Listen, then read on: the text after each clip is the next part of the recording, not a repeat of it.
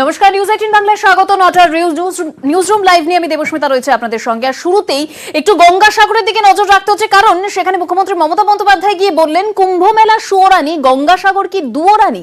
ফের মোদী সরকারের বিরুদ্ধে বঞ্চনার অভিযোগ মুখ্যমন্ত্রী। গঙ্গাসাগরে দাঁড়িয়ে অভিযোগ করলেন কুম্ভ মেলাকেই সব দেয় কেন্দ্র, গঙ্গাসাগর মেলাকে জাতীয় মেলা ঘোষণার দাবি।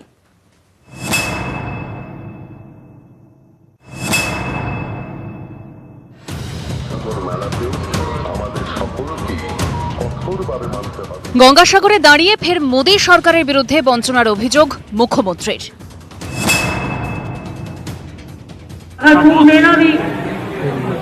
सब पैसा गवर्नमेंट ऑफ इंडिया देता है, लेकिन इधर में एक पैसा भी नहीं देता है। अगर उसमें ना उसका दुश्मनी है तो ये क्या गंगासागर क्या धोरानी हो गया। কুম্ভ মেলার সঙ্গে এখানে অহেতুক সাগর মেলাকে টেনে এনে আমার বিতর্ক তৈরি করবার কোনো প্রয়োজন নেই।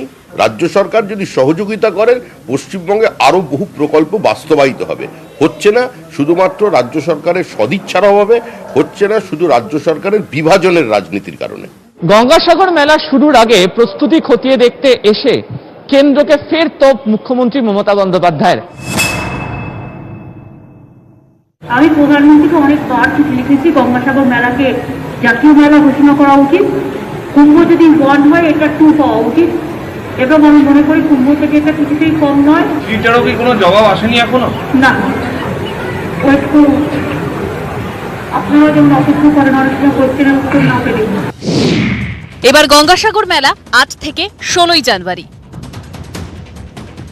দেশের নানা প্রান্ত থেকে পুণ্যার্থী আসেন গঙ্গাসাগরে। করোনাকালে তাঁদের উদ্দেশ্যে সতর্ক বার্তা মুখ্যমন্ত্রীর গলায়।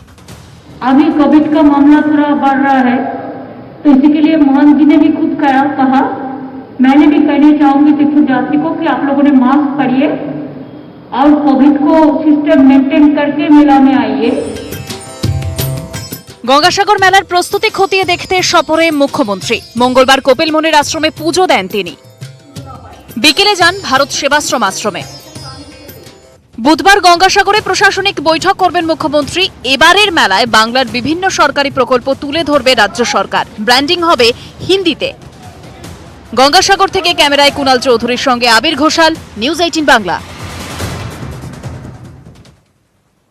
আর আজ মেয়র হিসেবে শপথ নিলেন ফিরহাদ হাকিম। আর মেয়র হিসেবে শপথ নেওয়ার পরে নতুন পুর বোর্ডকে দায়িত্ব স্মরণ করালেন ফিরহাদ হাকিম। বললেন প্রধান সেবক হতে চান। আমরা সবাই সেবক এবং প্রধান সেবকের নাম হচ্ছে ফিরহাদ হাকিম। কলকাতা পুর ভোটে বিপুল জয়, ছোট লালবাড়ির লড়াইয়ে তৃণমূল একাই 134। শপথ নিয়েই নতুন পুর বোর্ডকে দায়িত্ব স্মরণ করালেন মেয়র ফিরহাদ হাকিম।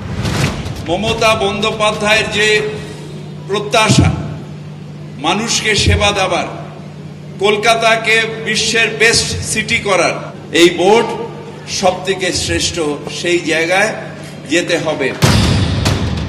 যদি মানুষের কাছে যখন ডাকি তখন পাই, যদি কাউন্সিলর হতে পারে, সেই কাউন্সিলর মানুষের বিচারের শ্রেষ্ঠ কাউন্সিলর হবে। মেয়র ছাড়াও এদিন শপথ নিলেন পুরসভার চেয়ারপারসন মালা রায় এবং ডেপুটি মেয়র অতীন ঘোষ। যথাযথ ও আইন অনুযায়ী কলকাতা পৌর সংস্থার অধ্যক্ষা হিসাবে কর্তব্য সম্পাদন করা ব্যতি রেখে অথবা ডেপুটি মেয়র হিসেবে যেসব বিষয়সমূহ আমার গোচরে আসিবে, তা আমি কোনো ব্যক্তি বা ব্যক্তিগত গণে গোচরে আনিব না বা প্রকাশ করিব না। এদিন মেয়রের শপথে দেখা যায়নি বিরোধী দলের কাউন্সিলরদের। শপথ গ্রহণ অনুষ্ঠান বয়কট করে মিছিল করে কংগ্রেস। এভাবেই ছোট লালবাড়িতে শুরু সবুজ ব্রিগেডের নতুন ইনিংস। নিউজ 18 বাংলা। আর বাবা যখন মেয়র, সেই বাবা মেয়রের কাছেই নাগরিক মেয়ের যে আর্জি, জল যন্ত্রণা থেকে মুক্তি পাক মহানগর। আমাদের কলকাতায় কিছু কিছু জায়গায় এখন থেকে জল জমার অসুবিধা আছে। ওয়াটার লগিং এর ক্ষেত্রে যেসব যে 6টা পকেটে মেনলি ওয়াটার লগিং হয়, পাম্পিং স্টেশন করবো, 200টা পাম্প বসাবো। ক্যানালগুলোকে আমি অলরেডি ইরিগেশন ডিপার্টমেন্টকে চিঠি দিয়েছি, ওরাও জানিয়েছে যে আমরা ইমিডিয়েটলি কাজ শুরু করব। প্রতি বছর বর্ষা এলেই ভাসে কলকাতার একাংশ। মেয়র বাবার শপথের দিন তাই মেয়ের প্রথম আর্জি, জল যন্ত্রণা থেকে মুক্তি পাক মহানগর।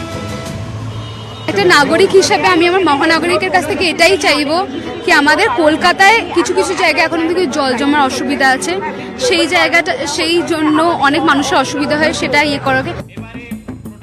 শপথের পর প্রথম সাংবাদিক বৈঠক, শুরুতেই মেয়রের মুখে কলকাতায় জল জমার প্রসঙ্গ। আমরা ওয়াটার লগিং এর ক্ষেত্রে, যেটা আজকে কলকাতায় সবথেকে বড় আলোচ্য বিষয়, যেটা নিয়ে বিরোধী বন্ধুরা বলেন যে লন্ডন হলো না অথচ ভেনিস হয়ে গেল, তাদের বলবো ভেনিস হয়নি। ভেনিস দেখতে হলে ম্যাড্রাসে যান, বোম্বেতে যান, দিল্লিতে যান।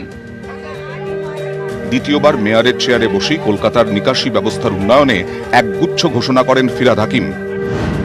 কলকাতার পাম্পিং স্টেশনগুলির উন্নয়ন, 200টি নতুন পাম্প বসানো হবে, অবিলম্বে খালগুলির সংস্কার শুরু।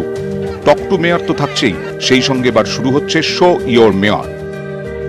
টক টু মেয়র যেটা আমি শনিবার করি, সেটা জারি থাকবে। আরেকটা আমরা স্ক্রিনের মাধ্যমে শো ইয়োর মেয়র, অর্থাৎ আপনার সমস্যা হোয়াটসঅ্যাপের মাধ্যমে সোজাসুজি আপনার মেয়রকে দেখান। কারোর বাড়ির সামনে জল জমে রয়েছে, নোংরা পড়ে আছে, ড্রেন জাম হয়ে রয়েছে, সেটা সাথে সাথে আমার হোয়াটসঅ্যাপে ভেসে আসবে। পরিষ্কার করে ডিপার্টমেন্ট যখন আমাকে আবার আরেকটা ছবি পাঠাবে, তাকে পাঠিয়ে দেওয়া যে আপনার এই ছিল, এখন এই হয়েছে।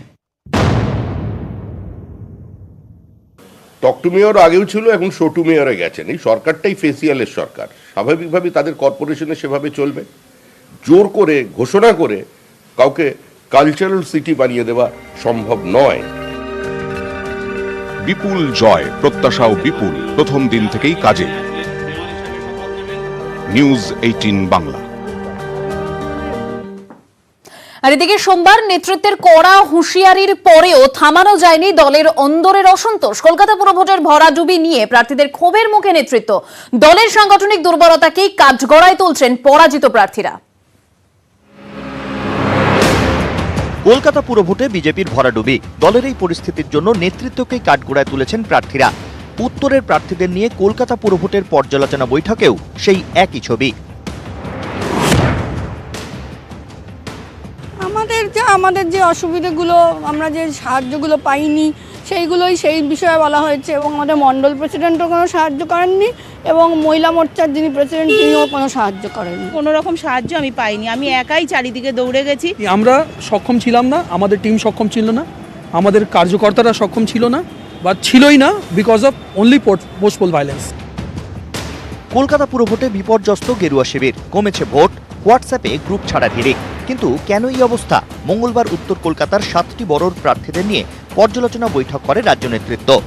ভোটের ভরাডুবি নিয়ে দ্বিতীয়বার কাটাছেঁড়া, নেতৃত্বকে সামনে পেয়ে ক্ষোভ উগরে দিয়েছেন প্রার্থীরা। আমাদের সব থেকে আশ্চর্য, আমার ওয়ার্ড 52 ডেড ভোটার ভোট দিয়ে গেছে। কি আশ্চর্য, ছাপ্পা মারতে মারতে তারা ভুলে গেছে कि डेड वोट का पॉक्सी मारते नहीं। हमारे ऊपर अब तक 6 FIR हुआ, लीगल नहीं।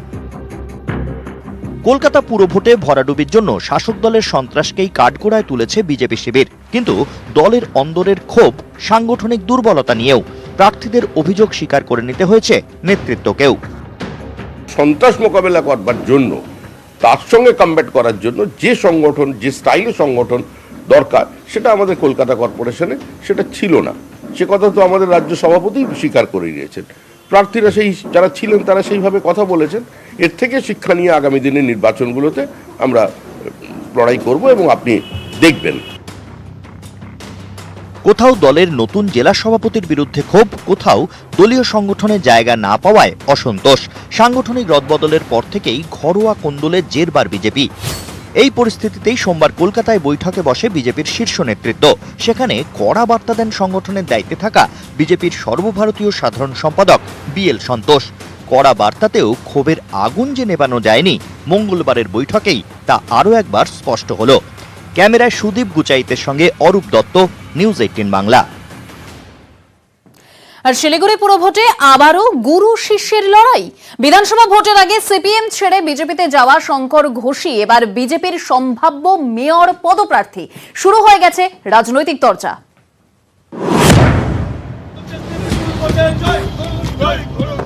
22 জানুয়ারি শিলিগুড়িতে পুরভোট, শুরু হয়ে গেছে প্রচার যুদ্ধ। বামেদের তরফে সম্ভাব্য মেয়র পদপ্রার্থী অশোক ভট্টাচার্য, বিজেপির শঙ্কর ঘোষ। বিধানসভা ভোটের আগেই সিপিআইএম ছেড়ে বিজেপিতে যোগ দেন শঙ্কর ঘোষ। ভোটে জিতে শিলিগুড়ির বিধায়ক হন। বিধানসভা ভোটে হারের পরেই অশোক ভট্টাচার্য ঘোষণা করেন ভোটের লড়াই থেকে অবসর নিচ্ছেন। শিলিগুড়ির পুরভোটের লড়াইয়ে কি এবার দেখা যাবে শিলিগুড়ির প্রাক্তন মেয়রকে? এ নিয়ে জল্পনা ছিল বিস্তর। রবিবার প্রাক্তন মুখ্যমন্ত্রী বুদ্ধদেব ভট্টাচার্যের এক ফোনেই বদলে গেছে ছবি। ভোটের লড়াইয়ে নামার সিদ্ধান্ত নিয়েছেন অশোক ভট্টাচার্য। এইখানে আমাদের পার্টি, কমিউনিস্ট পার্টিতে যখন কোনো ব্যক্তির সিদ্ধান্তের সঙ্গে পার্টির সিদ্ধান্তের একটা সংঘাত হয়, তখন পার্টির সিদ্ধান্তটাকে চূড়ান্ত বলে মেনে নিতে হয়। আমি সেই পার্টির সিদ্ধান্ত বলে মেনে নিচ্ছি। আপাতত 6 নম্বর ওয়ার্ডে প্রতিদ্বন্দ্বিতা করছি। আপনারা ভরসা রাখুন ভারতীয় জনতা পার্টির উপরে। আমরা লোকসভায় ভালো ফল করেছি, আমরা বিধানসভায় ভালো ফল করেছি, আমরা কর্পোরেশনেও ভালো ফল করব। আপনাদের সহযোগিতা, আপনাদের ভালোবাসা, আপনাদের আশীর্বাদ। 21-এর বিধানসভা ভোটে ওয়ার্ড ভিত্তিক ভালো ফল করেছে গেরুয়া শিবির। শিলিগুড়ি পুরসভার মোট 47টি ওয়ার্ড, তার মধ্যে 36টিতেই এগিয়ে ছিল বিজেপি, 10টিতে তৃণমূল, 1টিতে বামেরা। 22-এ পুরভোটের লড়াইয়ে শিলিগুড়ি পুরসভার দখল নেবে কে? উত্তর মিলবে 25শে জানুয়ারি ভোটের ফলেই। ক্যামেরায় অলোক কুমারদের সঙ্গে পার্থ প্রতিম সরকার, নিউজ 18 বাংলা।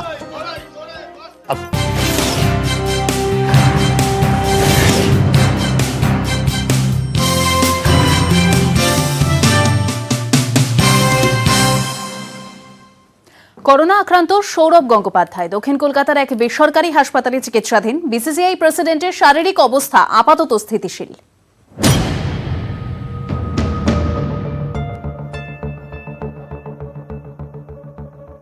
রিপোর্ট পজিটিভ আসার পরেই অসুস্থ সৌরভকে সোমবার রাতে দক্ষিণ কলকাতার একটি বেসরকারি হাসপাতালে ভর্তি করা হয়। সৌরভের সিটি ভ্যালু 19, জিনোম সিকোয়েন্স পরীক্ষা করা হচ্ছে। সোমবার রাতেই তাকে 1 লক্ষ টাকার মোনোক্লোনাল অ্যান্টিবডি ককটেল থেরাপি দেওয়া হয়েছে। স্ত্রী ডোনা ও মেয়ে সানা করোনা নেগেটিভ।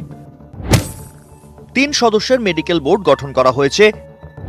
বোর্ডে রয়েছেন হৃদরোগ বিশেষজ্ঞ সরোজ মণ্ডল, বোর্ডে ক্রিটিক্যাল কেয়ার বিশেষজ্ঞ সপ্তর্ষি বসু এবং সৌতিক পান্ডা, বোর্ডে পরামর্শদাতা দেবী শেট্টি এবং আফতাব খান।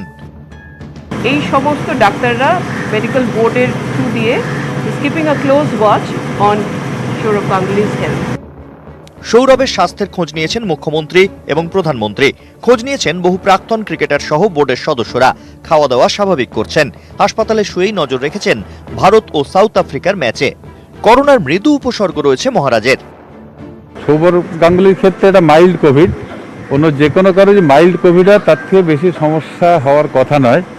মডারেট বা মডারেটলি সিভিয়ার এমন কোভিড যদি হয় তার ক্ষেত্রে সমস্যা হয়। এবছরের শুরুতেই হার্টে স্টেন্ট বসে সৌরভের। হার্ট ভালো আছে দাবি হাসপাতাল কর্তৃপক্ষের। বাড়ি ফিরে আইসোলেশনে থাকতে চান সৌরভ। সম্ভবত বুধবার ছুটি পেতে পারেন মহারাজ। সম্প্রতি কার কার সংস্পর্শে এসেছিলেন তিনি তা খতিয়ে দেখছে স্বাস্থ্য দপ্তর। ক্যামেরায় সুমন বোসের সঙ্গে অভিজিৎ চন্দ ও ইরণ রায় বর্মন, নিউজ 18 বাংলা। আসন্ন পুরো ভোটের কথা মাথায় রেখে বিজেপির বৈঠকে নির্দেশ দেওয়া হয়েছে।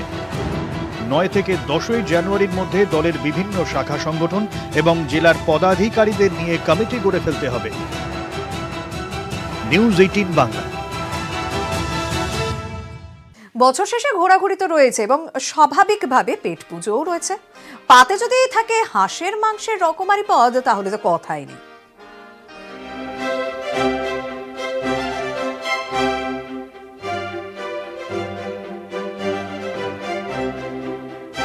শীত এলে রকমারি খাদ্য মেলা, নানা জায়গায় পেট পুজো, রেস্তোরাঁর ডাক।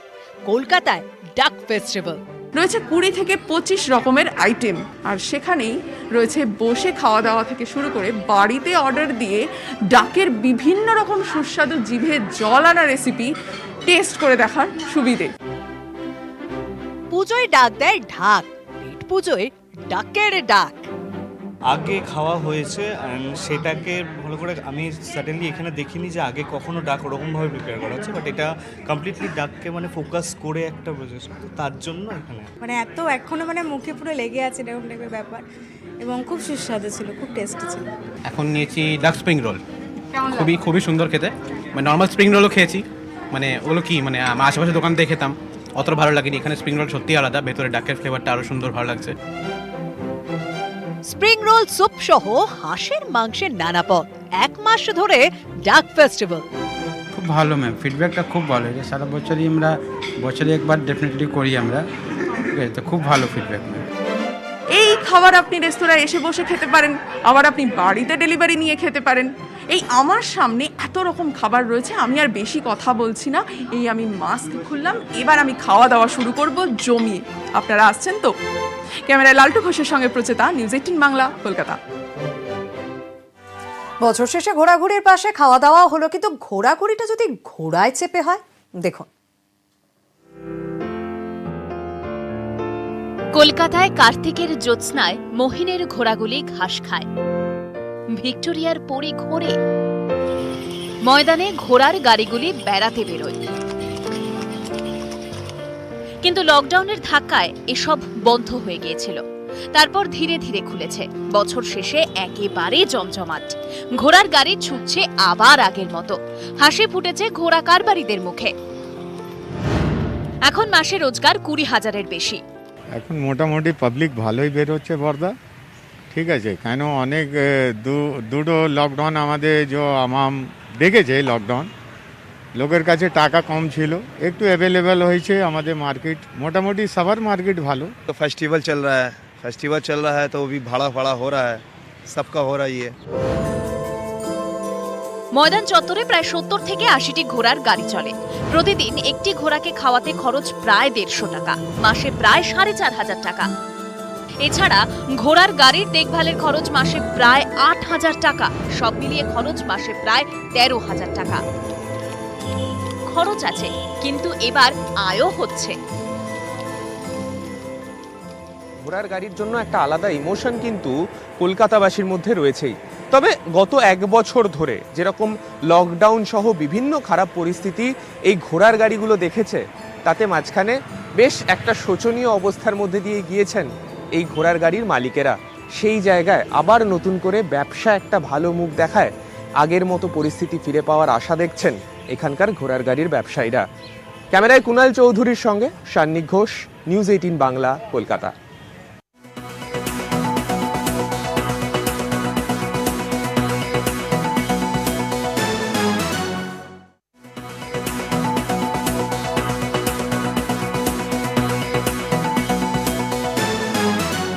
একুশের শেষে ভোট, 22-এর শুরুতেও ভোট। 22শে জানুয়ারি ভোট শিলিগুড়ি, আসানসোল, চন্দননগর এবং বিধাননগর কর্পোরেশনে। ফল ঘোষণা 25শে জানুয়ারি। বিল জটে আটকে হাওড়ার ভোট।